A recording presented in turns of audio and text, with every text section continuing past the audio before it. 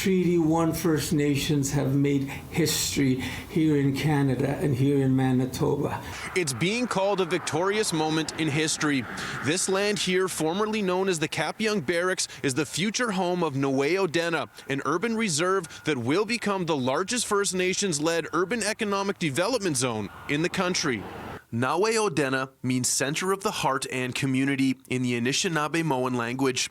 Negotiations over the 160-acre site have lasted nearly 20 years, and on December 16th, the property was officially converted to a reserve and repatriated to the joint reserve land base of the 7 Treaty 1 First Nations. This is our time to exercise our inherent right to manage the lands that we were rightfully entitled to.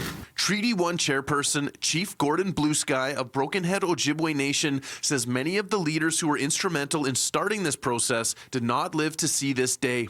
Former Chief Dennis Meaches says the Naawi-Oodena Urban Reserve will provide employment opportunities and economic growth for Indigenous and non-Indigenous communities. We're talking about well over $1 billion investment, thousands of jobs, and there should be about 3,000 or 4,000 people living there in the next 15, 20 years. Construction of the site is expected to begin in the spring of 2023, with work taking place in 3 phases over the next 15 years.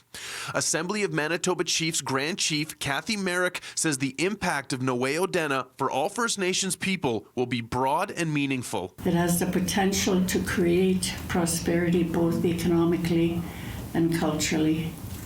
It also has the potential to influence urban reserve development across Canada.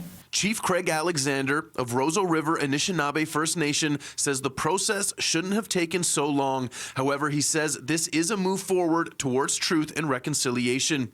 Chief Gordon Bluesky says it's about time. It is time for Treaty 1 to write a new history for future generations to learn from and be proud of. The Naawi-Oodena Master Plan is now available on the Treaty 1 website.